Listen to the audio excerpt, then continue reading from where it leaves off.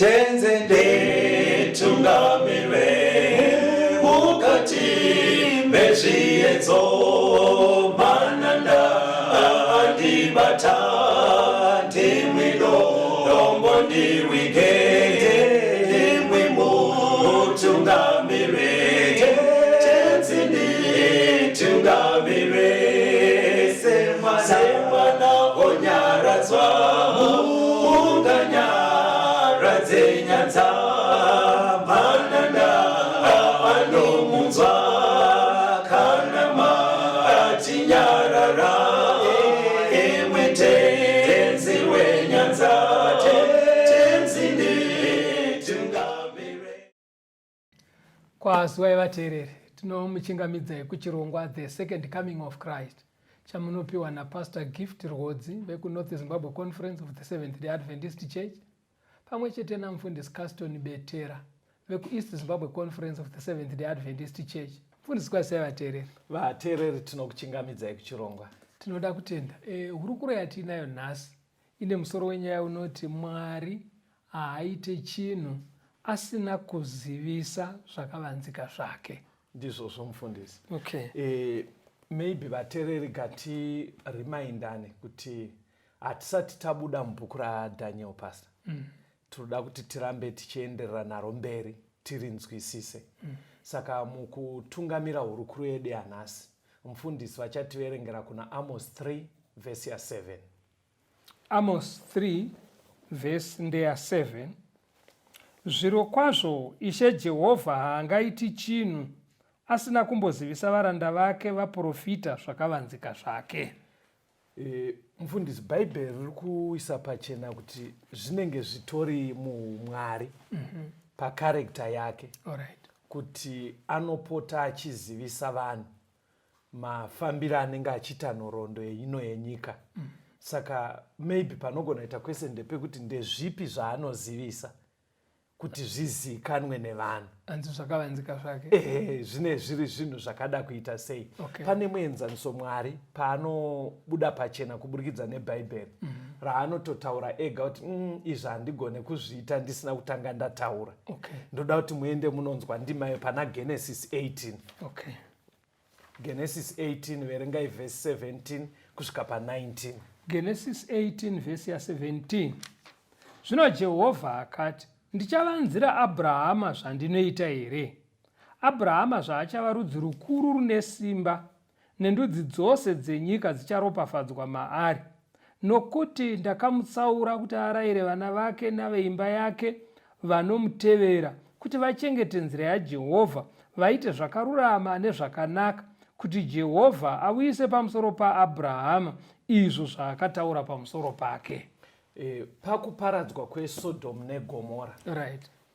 Mwari ari kuda kuti vachiparadza mamaita uipi hwakanyanya muSodhomu. Ndo pari kunzi nebhaibheri Mwari akati manje ndingaite chinhu chakadai here, chikuru chakadai ndisina kuudzani Abraham. Muri kuona chinhu chacho chodaitwa naMwari i-destruction of Sodom. Alright.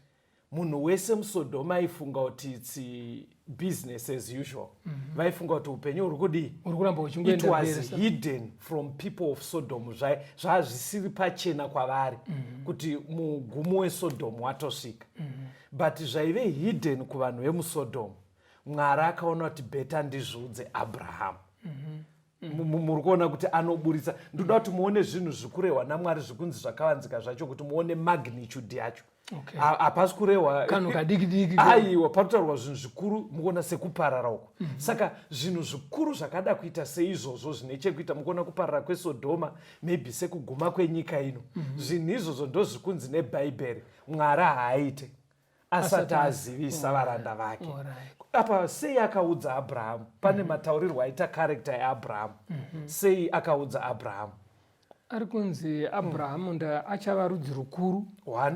Ndudzi dzese dzicharopafadzwa maari. Yes. Akatsaurirwa kuti agodzidzisa veimba yake. Yes. Kutya Mwari nekuchengeta mitemo yake. Plus iye aiteerera. Saka muchaona kuti kwatiri vana vaMwari nemi vateereri, Mwari ndo dzitori shungu dzake kuti tikaita zvimiro zvinenge zvaAbhrahamu, ane zvimwe zvaanoda kutizarurira zvinhu zvikuru zvekuti tizive. Kana tazviziva, toudza vana vedu, todzidzisa vana vedu kuchengeta mitemo nekuteerera Mwari.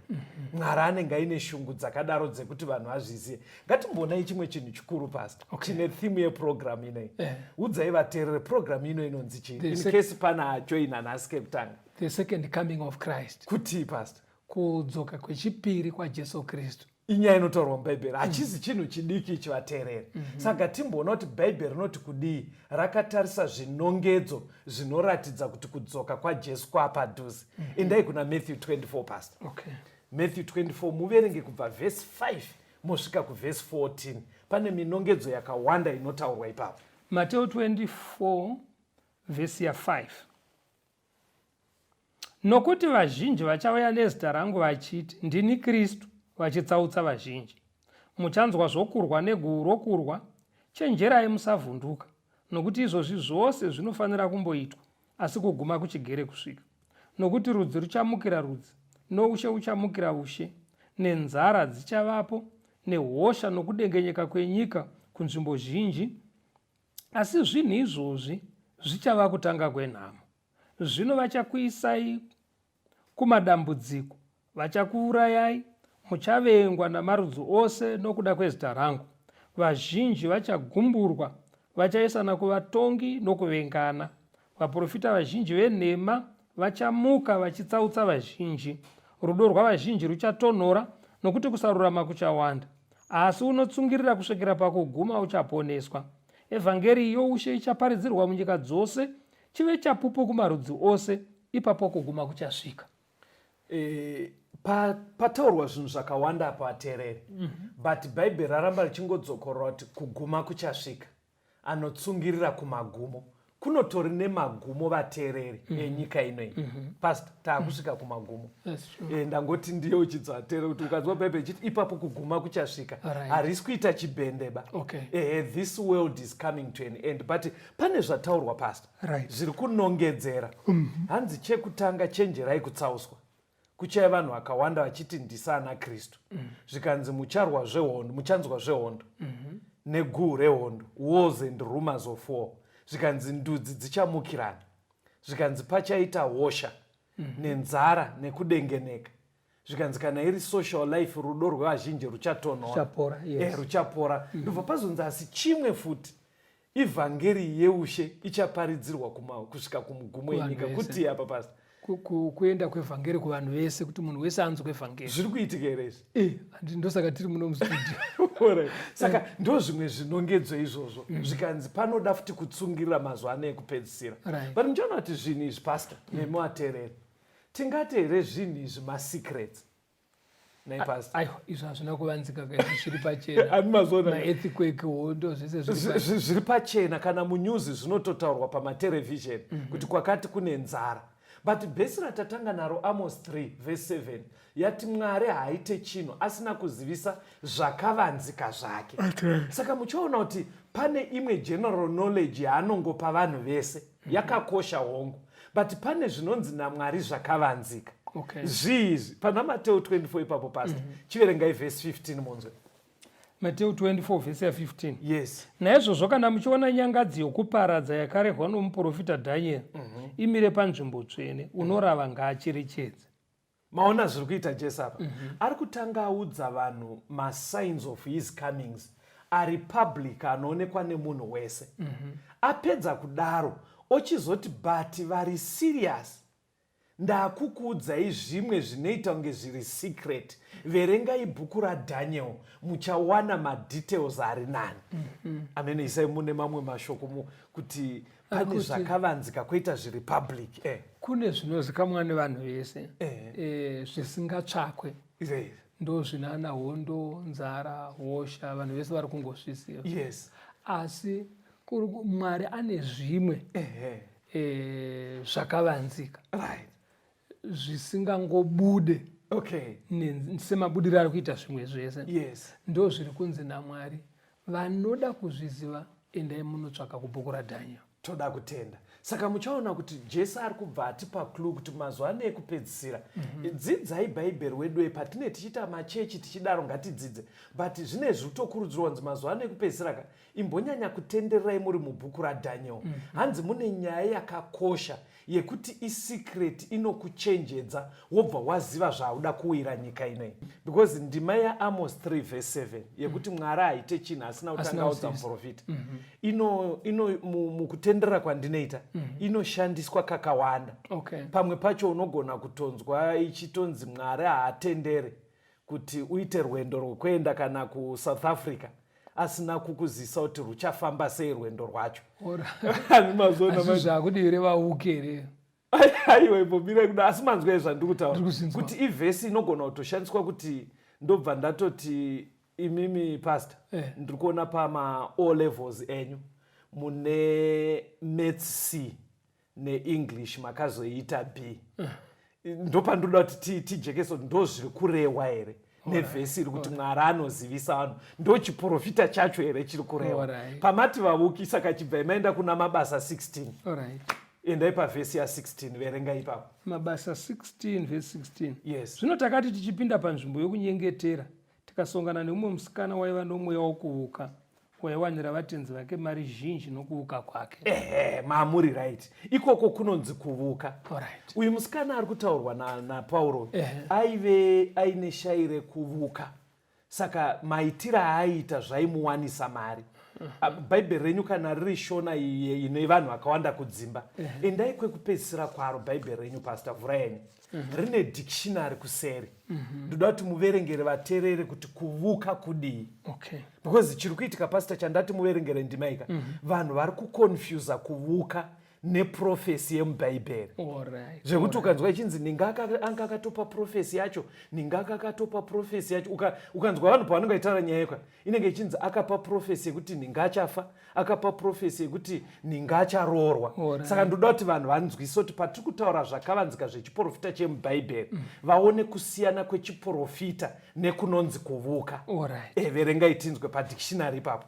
Vuka, bvuka, fembera, shopera. Zvanzi aya mamwe mavara ari kumbera aya ndo mamining evara rekuti kuvuka.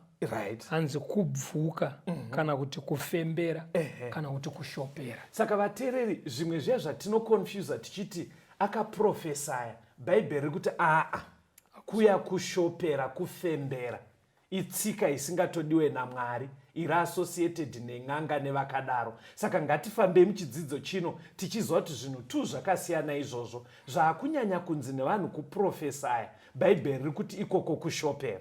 Ngatichionai mubhuku raDhaniel macho kuti chakavanzika ndechipi chiri kubva chanzi tsvagai zvakavanzika izvi. Daniel chapter 2 pastor verse 19 to 20 neverse 22. Daniel chapter 2 verse 19 to 20 neverse 22. Verse ya 19.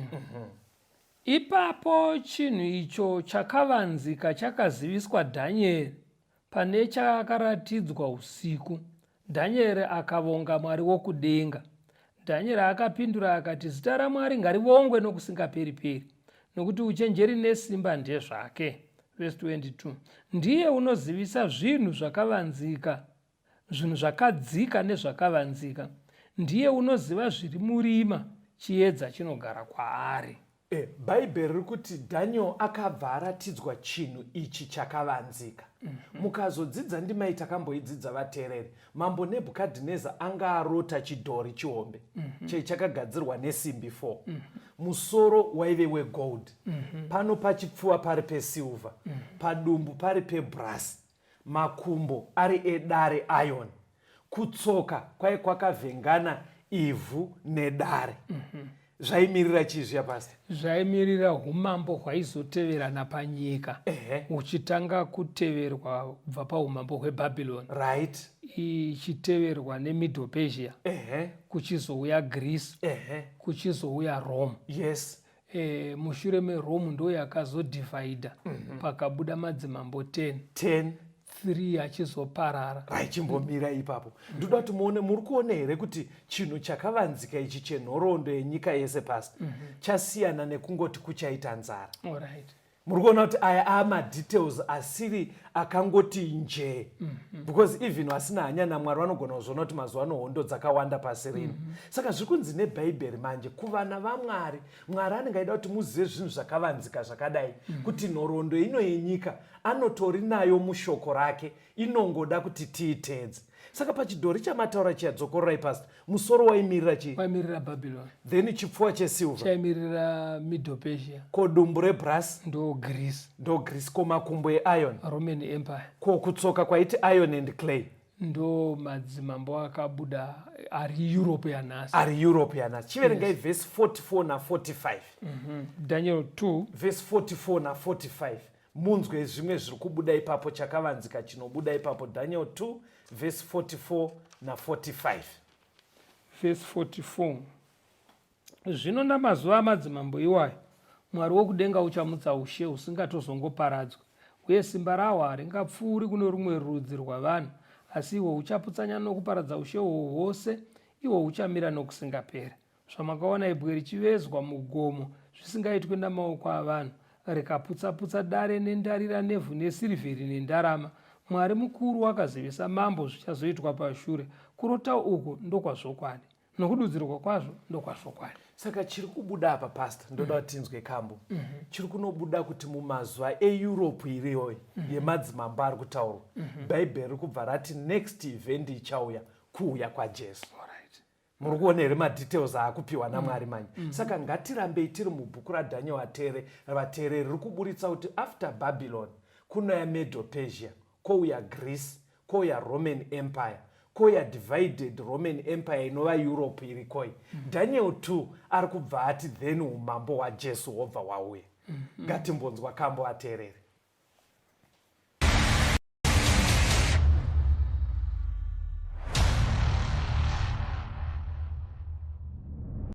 Wacheki waribi wanocheka, misumbu inochekwa kuminda, nemajeko basangari itwe, musamire dakarata pedza. Waribi wacheki ndiyani, ouya anotibatsira, ndiani achatibatsira, kuunganidza mwanda. Minda yakuiva kwese kwese, pazira kamirira kuchekwa, wacheki washoma basai guru, tikanonoka tinozoshaya. Waribi wacheki ndiyani, ouya anotibatsira, ndiani achatibatsira, kuunganidza mwanda. Wanawe wanu unzai majeko, muunganidze mbesa dzatenzi, batanyi dakara tenza uye, muzopiwa rufaro kudenga. Waribi wacheki ndiyani, ouya anotibatsira, ndiani achatibatsira, kuunganidza mwanda. Waribi wacheki ndiyani, ouya anotibatsira, ndiani achatibatsira, kuunganidza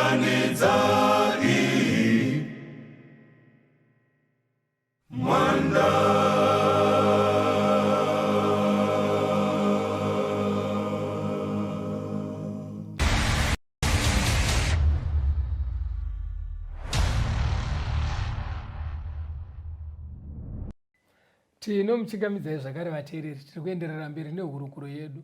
Mwari haaite chinhu asina kuzivisa zvakavanzika zvake. Saka apo taona Mwari achizivisa nhoroondo yenyika inoyi kubva paBhabhironi, Medo Persia, Greece, Rome, tosvika kuEurope iriko, then nekudzoka kwaJesu. Saka chakavanzika ichi mufundisi chakadzokorwa nemi vateereri, chakazodzokorwa zvakare muna Daniel chapter 7. Saka toda kuti tinzwe Mwari shungu dzake dziri dzekuti tibate zvakavanzika izvi zvitichenjedze mumazuva ano ekupedzisira. Daniel chapter 7 tichaverengerwa kubva pavhesi ya2 kusvika pa7. Daniel 7 vhesi ya2.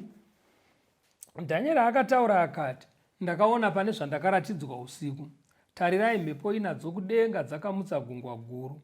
Mhuka huru ina dzikakwira dzichibva mugungwa dzisina kufanana.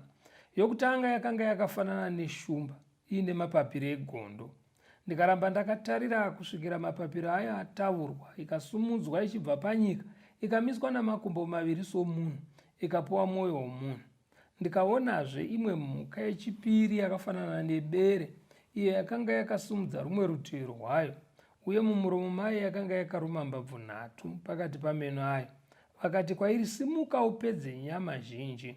Shure kwaizvozvo ndakatarira ndikaona imwezve yakafanana nengwe, yakanga iine mapapiro 4 pamusana wayo akafanana neeshiri. Mhuka iyi yakanga iine misoro 4 ikapiwa simba. Shure kwaizvozvo ndakaona pane zvandakaratidzwa usiku, ndikaona mhuka yechina yaityisa nokuvhundutsa, ine simba guru kwazvo, yakanga ina meno makuru outare, ikapedza nokuvhuna-vhuna nokupwanya zvakanga zvasara netsoka dzayo. Iyi yakanga yakasiyana nemhuka dzose dzakaitangira, yakanga iine nyanga 10. Daniel anoratidzwa mhuka 4 dzaiti bere, yakatambira pashumba, ndobva kwauya chi bere, mbada neimwe mhuka yaakashayira zita. Nemhuka imwe yaakashayira zita. Iyi pane yakashayirwa zita pastor, pane zvimwe zvinotsanangurwa pamusoro payo. Verengai vhesi 8. Vhesi ya8 Daniel 7. Yes. Ndikacherechedza nyanga, ndikaona rumwe runyanga ruchibuda pakati pedzimwe ruri ruduku. Dzimwe nyanga 3 pane dzokutanga dzikadzurwa nemidzi yadzo pamberi parwo. Ndikaona kuti parunyanga urwo pakanga pana meso omunhu nomuromo wakanga uchitaura zvinhu zvikuru. Right. Pastor, toda kuti tingosamaraizai zvamaverenga kubva kuvhesi 2. Zvandiri kudariroka ndikuziva kuti pachapter 2 vateereri vazvibata kuti chaive chidhori chine gold, silver, brass, iron, kutsoka kuti iron and clay. Saka izvino izvi imhuka ingodzitsanangudzai dzese kusvikira pavhesi 8. Hanzi chindikuitira ndifambe nevateereri vedu. Right. Mhuka idzi dziri 4. Yekutanga dzese dzaibva mugungwa. Yekutanga yaive shumba ine mapapiro. Right. Ndobva kwaita bere rakaruma mbabvu 3. Yes. Ndobva kwaita mbada ine misoro 4. Yes. Ndobva kwaita mhuka yechina yaive nenyanga 10. Yes. Asi pakazomera imwe yechi11 panyanga 10 paya. Anditika. Ndobva yadzura dzimwe 3 pa10 dzekutanga. Chandiri kuitira kuti pastor vadzokorora vateereri, ndikutoitira kuti tifambe neni kuti ukazviziva kuti muchapter 7 Daniel akaratidzwa shumba yakateererwa nebere, ndobva kwauya mbada, ndobva kwauya imwe mhuka yaivhundutsa ine nyanga 10. Asi panyanga 10 ndobva pachimera imwe nyanga yechi11. Toda kunzwa kuti chii chakazoteerera. Chiverengai vhesi 9 na10. Daniel 7 vhesi ya9. Ndikaramba ndakatarira kusvika zvigaro zvoushe zvagadzwapo. Mumwe wakakegura pamazuva ake akagarapo. Nguo yake yakanga yakachena sechando, uye vhudzi romusoro wake rakanga rakaita samakusha akanatswa. Chigaro chake choushe yakanga iri mirazvo yomoto, makumbo acho uri moto unopfuta. Rwizi rwomoto rwakanga ruchibuda ruchibva pamberi pake, zviuru nezviuru zvakanga zvichimubatira, uye pamberi pake pakanga pamire zviuru zvine 10, zvezviuru zvine 10, kutonga kukatanga, bhuku dzikazarurwa. Saka pari kuenderera pamberi, Daniel akabva aratidzwa zviri kuitika kudenga. Ndobva aona zvigaro zvichigadzwa. Ndobva aona nemumwe akakwegura, ndimwari ari kutaura. Hanzi mabhuku ndobva avhurwa, ngirozi dziripo. Hanzi kutonga ndobva kwatanga. Saka vateereri ndofunga manzwa zviri kuitika pachapter 7. ngatichinzwa kuti mhuka idzi dzairerei idzo mhuka fodza kuti zvaaratidzwa izvi pane ngirozi yakabva yapadhuze kubatsira Daniel kuti anzwisise kuti zvakavanzika zvekutaura naMwari izvi chii chiri kuitika. Verengai Daniel 7 pastor verse 17 mosvika pavhesi 18. Daniel 7 verse 17. Mhuka idzi huru idzo ina ndiwo madzimambo mana achamuka panyika, asi vatsvene vokumusoro-soro vachapuwa ushe huchava hwavo nokusingaperi-peri. Saka bhaibheri riri kutaura rega kuti mhuka dziri kumirira chii? Madzimambo achamuka panyika achiteverera zvatambonzwa muchapter 2 zviya. Exactly. Saka mhuka idzi dziri kumirira madzimambo achamuka panyika achiteedzana ari madzimambo mana. Kureva kuti zviri muchapter 7 mufundisi kudzokororwa kwezviri muchapter 2 ndizvo zvoka tiri kufamba tese kavateereri kuti kwangu kuri kudzokororwa madzimambo aya aizoteera but chapter 7 iri kuita kunge yatiwedzerei zvimwe. Saka ngatidzokororei pasita kuti kana kuri kudzokorora kwezviri muchapter 2 mati pachapter 7 mhuka yekutanga yaive shumba. Saka inenge yakumirira chii? Yakumirira umambo hwebhabhironi uye wanga wakamirirwa nemusoro kuchidhori. Yakumirira umambo hwebhabhironi. Ko bere rakumirira Medo Persia. Bere rakumirira umambo hweMedo Persia. Ko mbada ichimirira umambo hweGreece. Ko mhuka yaivhundutsa iyai ichimirira Roman Empire. Yakumirira Roman, but mhuka yaivhundutsa iyai yazotsanangurwa nyanga 10 nerumwe runyanga. Chionai kuti Daniel kuratidza kuti anga abata kumwe kwese uku pane paakada kunzwisa. Verengai vhesi 19 kusvika pa22 yaDaniel 7 vhesi ya19. Ipapo ndakada kuziva kududzirwa kwazvokwadi kwemhuka yechina, yakanga yakasiyana nedzimwe dzose, yakanga ichityisa zvikuru, yakanga iina meno outare, nzara dzayo dziri dzendarira, iyo yakanga yapedza nokuputsanya nokupwanya zvakasara netsoka dzayo, uye pamusoro penyanga dzine 10 dzakanga dziri pamusoro wayo, norumwe runyanga rwakazobuda, dzimwe nyanga 3 dzikaparadzwa pamberi parwo. Irwo runyanga rwakanga runa meso nomuromo wakanga uchitaura zvinhu zvikuru, rwakanga rwakapfuura dzimwe shamwari dzarwo paukuru.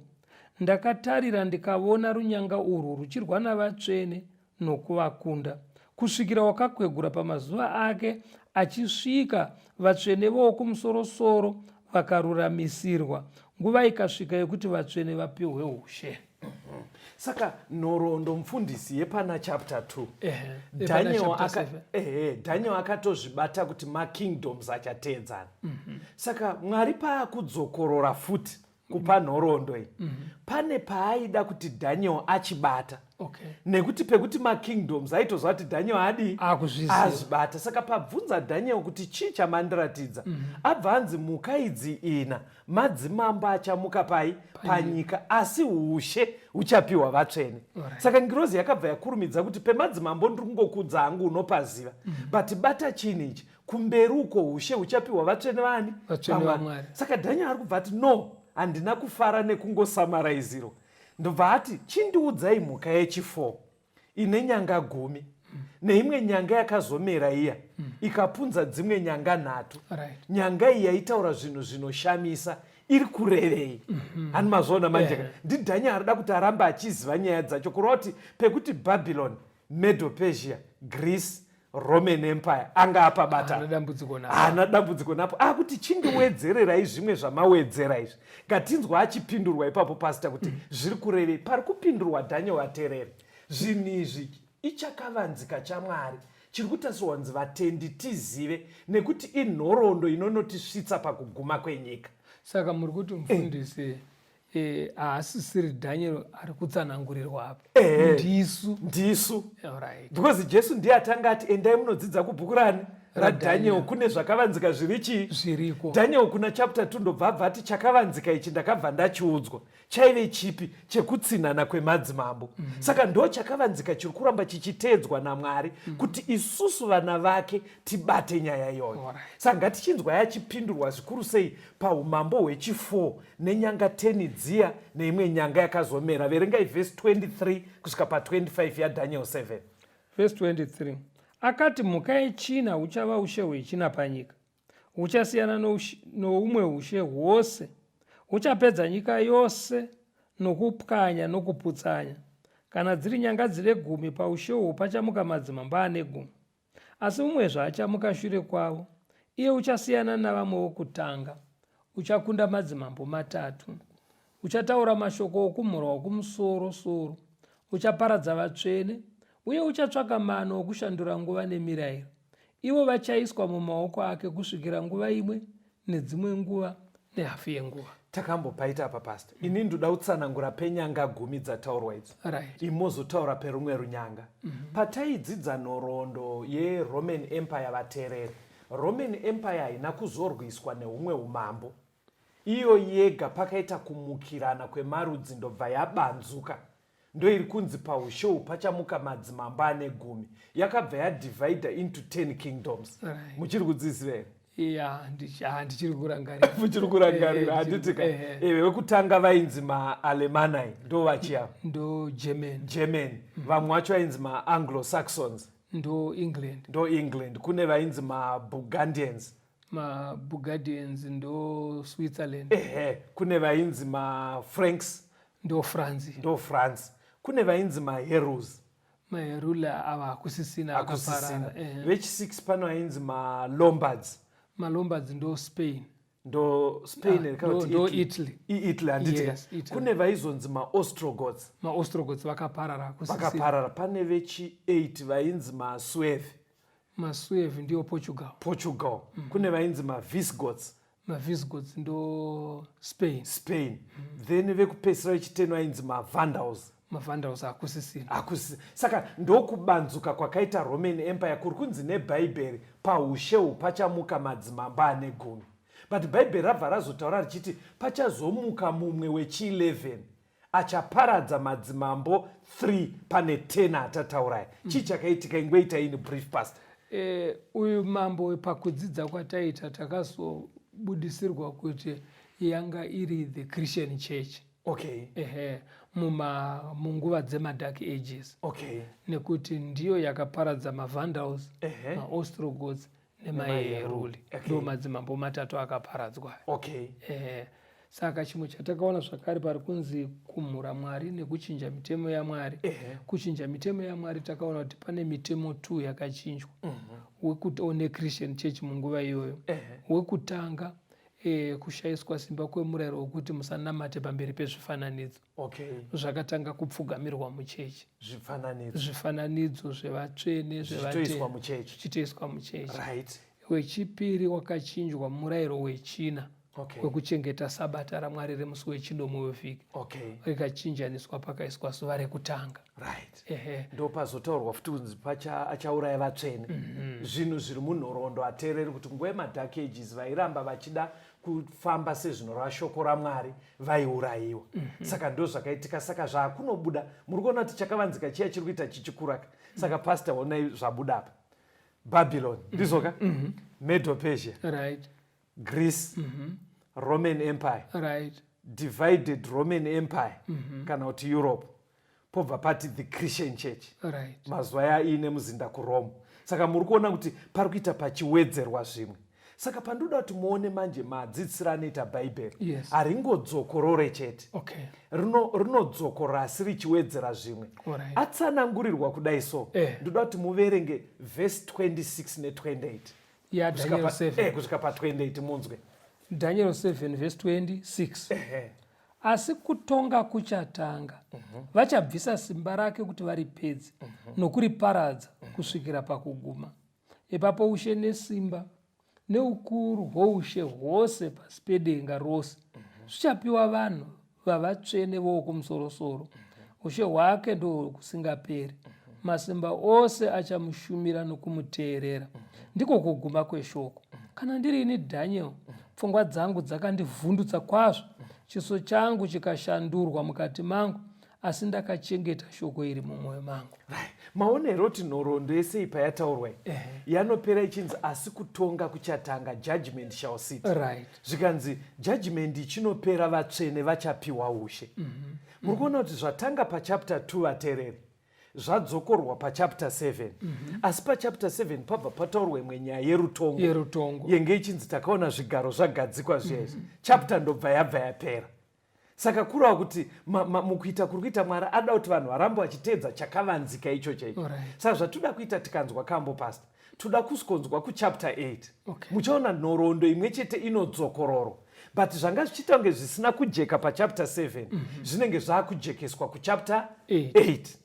Sekutiwo zvenge zvichiita kunge zvisina kujeka pachapter 2 pachidhori chiya zvajekeswa pachapter 7. Chapter 7 yajekesa yabva yaintrodusa zvimwe zvinyowani zvekarunyanga nerutongo kanyanga kaya the Christian church handitika zvabva zvaita zvinyowani. Saka panosara pane mubvunzo kuti Christian church taingofunga kuti iBabylon, Medo Persia, Greece, Rome zvokwana, but chapter 7 yabva ati Rome yapera, pano ya 10 kings, then poya runyanga nerutongo. Saka izvozvo zviri kuita kunge zvinojeka pachapter 8 manje Mwari anodzoka ozvijekesa futi. Ameno tafamba tese. Saka vateereri toda kutenda, rambai muri pachirongwa, ngatimbonzwa kambo.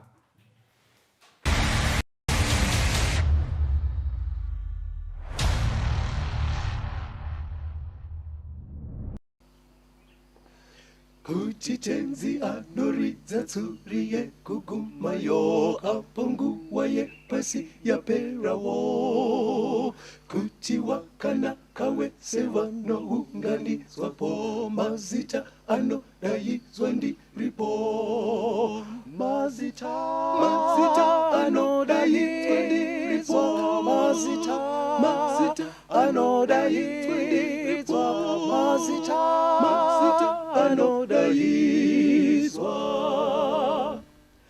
anodaizwa kudenga ndiripo, pamusi wowanomuka wakafa kuna Kristu, wanowona mbiri huru yakewo, apo wasarudzwi wanosangana kumushako, mazita anodaidzwa ndiripo, mazita anodaidzwa ndiripo, mazita anodaidzwa ndiripo, mazita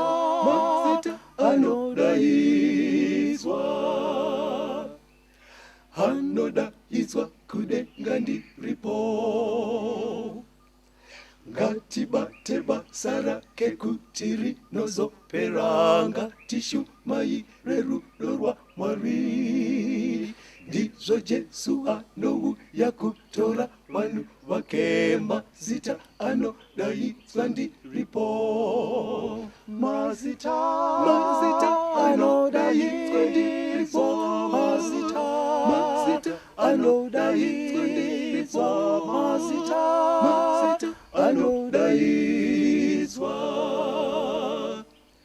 anodaidzwa kudenga ndiripo, mazita anodaidzwa ndiripo, mazita anodaidzwa ndiripo, mazita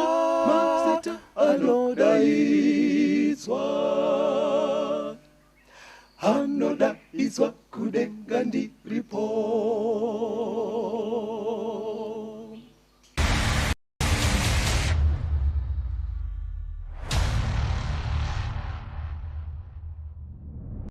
Tinomuchingamidzai zvakare vateereri, tichienderera mberi nehurukuro yedu. Mwari haangaite chinhu asati asivisa zvakavanzika zvake. Toda kutenda. Yes. Nyaya yedu pastor yatangira tichiudzwa zviratidzo zvekuguma kwenyika kuna Matthew 24. Asi Jesu ndobva ati kune zvakavanzika zviri mubhuku raDhaniel. Daniel ndobva ataura ega kuti chakavanzika ichi ndakachiratidzwa naMwari, chekutsinhana nekuravana kwemakingdoms, inova nyaya iri kuramba ichidzokorwa mubhuku raDhaniel. Taapa chapter 8 pastor. Nyaya imwe chete inodzokorwa, but this time vateereri munozoverenga chapter 8 yese yaDhaniel, panoshandiswa mhuka mbiri. Mhuka yekutanga raive gondobwe rine nyanga mbiri, mukono wehwai ndo gondobwe. Saka hanzi waiita zvawaiita pawaionekwa naDhaniel, but hanzi kwakazoonekwa nhongo mukono wembudzi wanga uine nyanga 1 paumapa yakareba. Handobva wauya kwakuskorwisa gondobwe riya gondobwe ndobva radonhera pasi kwakutotyoka nyanga dzaro mbiri. Hanzi nhongo yando yakatozosara iri pastage yakuita zvainoda, but hameno zvakazoitika panhongo kuti nyanga yacho yakazotyokawo ndobva pabuda dzimwe 4 nezvimwe zvakateera kumberi. Saka pari kushandiswa mhuka mbiri, tati chii pastor? Tati gondobwe, mukono wehwai, yes, nenhongo yembudzi. Nenhongo yembudzi. Saka ngatikurumidzei kunzwa sezvo vateereri vari kunzwisa manyorerwo ari kuita bhuku iri. Tinzwe kuti zvairevei. Daniel chapter 8 verse 20 to 21. Daniel 8 verse ya 20. Gondobwe rawakaona rakanga riine nyanga mbiri ndiwo madzimambo avaMedhia navaPezhia, uye nhongo ine mvere ndiye mambo weGirisi. Runyanga rukuru ruri pakati pameso ayo ndiye mambo wokutanga. Saka bhaibheri kubva rati mhuka dzawaona idzi dzanga dzichimirira, gondobwe riya ranga richimirira umambo hwemaMedo-Persians. Wakateera Bhabhironi. Nhongo yawaona iri kumirira umambo hweGreece wakateera Medo-Persia. Ndofunga Mwari zvavaedza kuita pastor kuti vanhu tikurumidze taziva kuti inyaya 1 iri kuramba ichienda. Havana havo kuda kuzotangira kuBhabhironi. Ndofunga Bhabhironi mazuva aya anga akutoperawo. Pandinombenga ndichiverenga nyaya idzi pastor, inini nechirungu ndine nchiti Daniel 2 naDaniel 7 naDaniel 8 zvichienda mberi ndinati maparallel prophecies. Mungandisire mushonere, ndoda kuti pfungwa yandoda kuti vateereri vaibate kuti varerukirwe nekudzidza bhuku iri. Zvinoreva kuti zviprofita zvinoenderana. Kureva kuti nyaya iri kuna Daniel 2 ndiyo iri muna Daniel 7, ndiyo zvakare yatinoona muna Daniel chapter 8. Ndizvozvo pastor Magona. Chinogona kuita zvitonge zvakasiyana Mwari anenge achingonowedzera imwe information kuti zvinyanye kujeka yanga isina kupiwa kumashure. Sepatapedza pachapter 7 pane nyaya isina kujeka yemadzimambo kuravana kwavo yajeka. But pane nyaya yazoita kunge inge iri nyowani yenge ichitaurwa kakuita kenyanga nhoroondo yethe Christian Church nenyaya yahanzi kutonga kuchatanga. Saka pachapter 8 nyaya yo manjeka inonodzokororwa futi kuti zvijeke kuitira kuti tirambe tichinzwisa zano raMwari. Verengai munzwe manje paakutsanangurwa verse 9 kusvika pa12 pana Daniel 8. Daniel 8 verse ya 9. Yes. Zvino kuno rumwe rwadzo kwakabuda runyanga ruduku rwakazokura kwazvo kumativi ezasi nokumavirazuva nokunyika yakaisvonaka, rukakura kusvikira iko kuhondo dzokudenga, rukawisira pasi dzimwe hondo nenyeredzi ndokutsika pamusoro padzo, rukazvikudza kusvikira kumuchinda wehondo, rukamutorera chipiriso chinopiswa nguva dzose, nzvimbo yeimba yake tsvene ikaputswa. Hondo ikamutswa kuzorwa nechipiriso chinopiswa nguva dzose nokuda kwokudarika, rukawisira pasi zvokwadi, rukafara pane zvose zvarwakaita. Apa paakutsanangurwa futi nhoroondo yethe Christian Church. Iya yatambodzidza kuchapter 7 kuti paparara umambo hweRome dzikaita 10 Christian Church ichizotanga. Saka ndonyaya iri kudzokororwa futi. Saka matsananguriro aitwa apa anogona kukonfuse kunze rukakura kusvika kuhondo dzekudenga. But bhaibheri rinozvidudzira richatipa samari yekuti chii chiri kuitwa, chiri kutsanangurwa panhoroondo yethe Christian Church payanga yane muzinda kuRome. Verengai verse 23 na 25 yaDaniel 8. Daniel 8 verse ya 23. Zvino panguva yekupedzisira youshe hwavo, kana vadariki vazadza chiero chavo, mambo une chiso chine hasha, unoziva kuita namano akaipa uchamuka. Simba rake richava guru, asi hazvingaitwi nesimba rake chairo. Uchaparadza zvinoshamisa, asi uchafara pane zvose zvaanoita. Uchaparadza vane simba navanhu vatsvene. Zvino nokungwara kwake uchafambisa nhema neruoko rwake. Uchazvikudza mumwoyo make, ndokuparadza vazhinji vakafara havo. Uchamukiravo muchinda wamachinda, asi uchaputswa zvisingaitwi neruoko rwemunhu. Manzwa kuti bhaibheri riri kuedza kutsanangura zvinhu zvakazowanikwa pachimiro chethe Christian Church. Kuti kufambiswa nhema chariri kuti kufambisa nhema pastor riri kuda kutsanangura nyaya yataurwa kuchapter 7 yekunzi vachafunga mano ekuchinja mitemo nemurau. Kureva kuti zvinenge zvaakudzidziswa vanhu handizvo zviri mushoko zvikanzi achaparadza vatsvene nevanhu vakafaravo, kuratidza kuti nguva yaimadhaki ejizi vatsvene vachiurayiwa. Saka inyaya iri kuramba ichitsimbidzirwa kuitira kuti vanhu vasarasike kuti chiruda kunzi tibata apa chii. Saka muri kuonera kuti bhaibheri pariri kutsanangura kuravana kwemadzimambo pasta, but riri kuvavarira kuti tinyanye kuona hondo iri pakati paMwari naSatani. Iri kunobuda papi? Iri kunobuda pakuita kwaiita the Christian church ichirwisana nezvinodiwa naMwari. Saka Daniel paari kuratidzwa zvinhu izvi akanetseka pasta kuti saka nyaya iyi ndakairatidzwa kuti nyanga ichiuraya vatsvene ichichinja mitemo yaMwari. Saka ezvinezvi nyanga iyi iri kudzonyongodza kuti basa raJesu musanctuary zvicharamba zvichisiwa zvakadaro kusvika rii? Everengai Daniel 8 verse 13 to 14. Vateereri musarasike, batai chinhu ichi kuti Mwari ari kudzokorera nyaya imwe chete yaarida kuti tinzwisise. Daniel 8 verse 13 to 14. Daniel 8 verse ya 13. Ipapo ndakanzwa mumwe mutsvene achitaura. Zvino mumwe mutsvene zvaakati kuna iye wakanga achitaura, ko izvo zvakaratidzwa zvichasvika rini? Izvo zvechipiriso chinopiswa nokusingaperi, nokudarika kunoparadza, kuti nzvimbo tsvene nehondo zviregwe zvichitsikwa netsoka.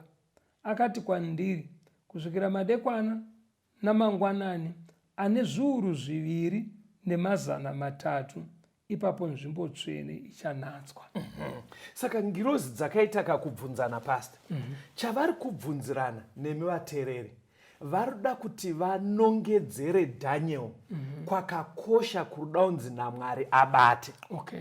Kureva kuti vaitoziva kuti Daniel nyaya yegondobwe nenhongo akuiziva. Zvemadzimambo izvo. Because tabvira naye kare abata leseni.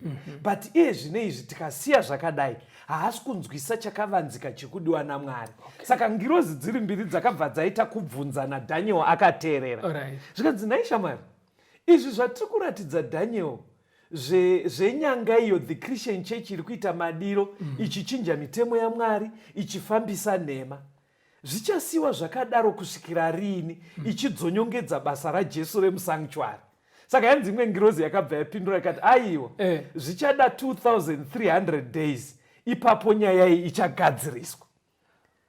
Kureva kuti pachiine nguva maitiro ari kuitwa nenyangayo ichisotesa Mwari pachiine nguva kuti izogadziswa, but panotoda titombofamba 2300 days. Kana tafamba nguva iyoyo nyaya iyi yawaona yekusotesa iri kuitwa nenyangai ichagadzirika. Imbomireni kuti inguva yakadii.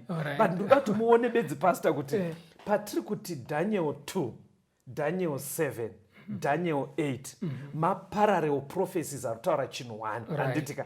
But zviri kuitwa naMwari ari kupota achiti paanouya pachapter 7 anodzokorera chapter 2 asi owedzera zvimwe. Paanoenda pachapter 8 anodzokorera zvechapter 7 but owedzera kwaarida kutitora isusu kuti tiende kunobata. Saka iye zvinezvi Mwari akutozviziva pasi kuti nyaya yekutsinhana nekuravana kwemadzimambo taibata, kuri kwekuti hedu tinoda kunzwisisa nyaya. Saka zvaakuda manje kuti tichinzwisisa kuti nyaya yacho iri kumbonosvikepi. Handiri mapabataka. Saka ari kuti nyaya idzi dzichagadziswa after 2300 days. Tisati taona nguva iyi kuti yakareba sei pasi. Ngatinzwe idzo ngirozi dzichitaura kuti nyaya iyi yaive padhuze nekugadziriswa here. Pana Daniel 8 ipapo verengai verse 16 to 17, moverenga verse 19 neverse 26. Daniel 8 verse ya 16. Ndikanzwa izwi romunhu richibva pakati pemhenderekedzo dzaurai richidana richiti, Gabriel, dudzira munhu uyu zvaakaratidzwa. Ipapo akaswedera kwandakanga ndimire. Zvino akati achisvika ndikatya, ndokuwira pasi nechiso changu. Asi wakati kwandiri, chinzwisisa iwe mwanakomana womunhu, nokuti zvawakaratidzwa ndezvenguva yokupedzisira. Verse 19. Akati, tarira, ndichakuzivisa zvichavapo panguva yokupedzisira nokutsamwa kwaJehovha, nokuti ndezvenguva yakatarwa yokupedzisira. Verse 26. Verse 26.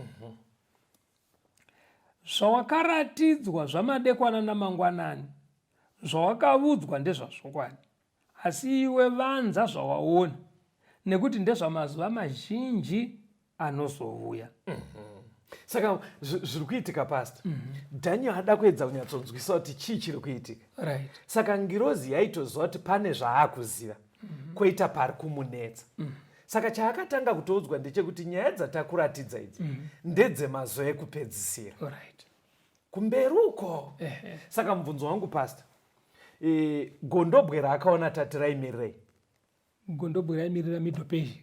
Middle Persia mazuva ekupedzisira. Aiwa, kudhara zvakatopfuura. Saka muchaona kuti uku anga akubata. Saka kuri ati pakanga pachimunetsa ndepapo pataurwa nevhesi 26 kunzi Daniel, zvatakuudza zve2300 days ndezvechokwadi. Kuratidza kuti nhoroondo iyi anga aibata. But papa kumunetsa ndepekuti nyaya idzi dzichagadziriswa rii? Nguva yamataura iyi yakareba sei? Ndobvanza shamarika kuchiri kachana. Kumberi. Iwo zvaungatoitaka chimbovanza zvinhu izvi. But kukudza chokwadi nyaya yacho ndeyechokwadi. But ichiri kumberi. Handiri mapapa. Saka zvandiri kukumbira pastor, imi mimboisai nemutauro wenyu. Ndoda kuti vateereri vedu vagone kufamba sezviri kudiwa nebhuku raDaniel. Kuti kuri kwekuti vanzwisisa kuti kunoti Babylon, Medo Persia, Greece, Roman Empire, divided Roman Empire, pobva paita the Christian Church. Kuri kwekuti vapabata apa. Kuchapter 8 Mwari zvaakuda arida kuti vachibata nyaya yetime. Iyo yanzi 2300 days. Kuti focus kana kuri kwekuti uko tanota zvapinda. Mwari ari kuti unhu hwamaratidzwa huri kuitwa neChristian Church hwekuchinja mitemo, ichiuraya vatsvene, ichifambisa nhema, musafunga kuti denga harisi kuzviona. But riri kumirira 2300 days dzipere pachatanga kugadziriswa nyaya idzi. Saka taurai nepane time apa muchapaburitsa nhasi here? Aiwa, chidzidzo chinotera chichajekesa. But pandiroda bedzi ndepekuti tigone kuti pfungwa dzevateereri dziuye dziri prepared kuti pane nyaya dzetime dzaamuna Daniel dziri kunzi time iyoyo tiibate. Madzimambo vaabata, but pane nyaya yaakutaurwa yetime. Imboisai mumavara enyu. Ndoda kuti vanhu vachibvisa focus pamakingdoms kuteedzana kwawo vaite zviri kudiwa nebhaibheri, kuti vachiona kuti kwekupedzisira uku Mwari ane time dzaakatara dziri very important. Vateereri, patanga hurukuro yedu, shoko ratiisira pachena panzi Mwari anotanga azivisa zvakavanzika. Yes, pastor. Ndobva zvabuda mukuverenga kwedu kuti zvakavanzika zvatakanangana nazvo muhurukuro ineyi ndezvine chekuita nekudzoka kwaJesu. Ndobva taudzwa muchiprofita chakaoneswa Daniel kubva muchapter 2 kuti Jesu, kuti tizoziva kuti anouya rini, tinoteera nhoroondo yakapiwa yekutevedzana kwemadzimambo, asi tichiverenga kwete kubva pakatangira nyika, tichiverenga kutangira paumambo hweBhabhironi, wataona kuti hwakazoteerwa neMiddle Persia, ikateerwa neGreece, ikateerwa neRoman Empire, yakazodimbuka ikasiya Europe iriko nhasi. The 7 nations dzeEurope dzakabva mukutsemuka kweRoman Empire. Ndobva zvaenda pamberi zvichinzi panonodaro nhoroondo ichinosvika pakudimbuka kweEurope, pachazoitika rutongo Jesu asati auya. Zvanobudira muchapter 7. Tabva muchapter 7 taneisirwa pachena kuti rutongo urwo magumo aro kupiwa kweumambo kuvatsvene vaMwari. Ndobva taenda muchapter 8 unzi pachanoitika zvese izvi pachazopindawo Christian Church yoita zvainoita, yochinja mitemo yaMwari, yoita kuti basa raJesu risanyatsokuonekwa zvakanaka, asi pakupedzisira kunoitwa rutongo. Ndopanzi zvinhu izvizvi izvo zvekuti Christian Church inoita mabasa ese aya kuchinja mitemo yaMwari, kuparadzira nhema panyika, zvichapera rini Jesu asiri kunyatsoonekwa nevatendi? Zvikanzi kuchada nguva ye 2300 days. Saka ndopa tasvika ipapo. Very ndo chimwe saka zvino pastor tamuchakavanzika chenguva manje. Thank you pastor. At least pachidzidzo chinotera manje tinenge takunangana nenguva. Muone zvakavanzika zvinoda unzi naMwari muzive. Vanhu toda kukukumbira zvidzidzo izvi zvimwe zvacho takaita kumashure. Tibatei panhamba dzichapiwa namufundisi. Tikupei malinks ema WhatsApp groups. Zvidzidzo zvacho zviri futi paYouTube. Togona kupai malinks mokwanisa kuzviona ipapo. Kuri kwekuti pane zvimwe zvisiri kunyatsonzwisika kana panoda rubetsero, shandisai phone number dzichataurwa namufundisi kuti mutibate tigone kubatsirana. Onekai vateereri 0774 651 181 0774 651 181 kana kuti 0716 452 086 0716 452 086. Mwari vave nemi tikosangana muchikamu chinotevera. Thank you. Apo Jesu anouya kugashira wake, vanhu vake vakanaka vanodikanwa senyenyedzi kudenga, vese vachapenya vachagara naJesu wake kumusha. Vachaunganidza vana veumambo wake, vateereri vakanaka vanodikanwa senyenyedzi kudenga, vese vachapenya vachagara naJesu wake kumusha. Vana vese vanodisa muponesi wavo, vari vake vanokosha vanodikanwa senyenyedzi kudenga, vese vachapenya vachagara naJesu wake kumusha. Tenzende tungamirwe mukati mezviedzo, mananda andibata ndimwino, dombo ndiwi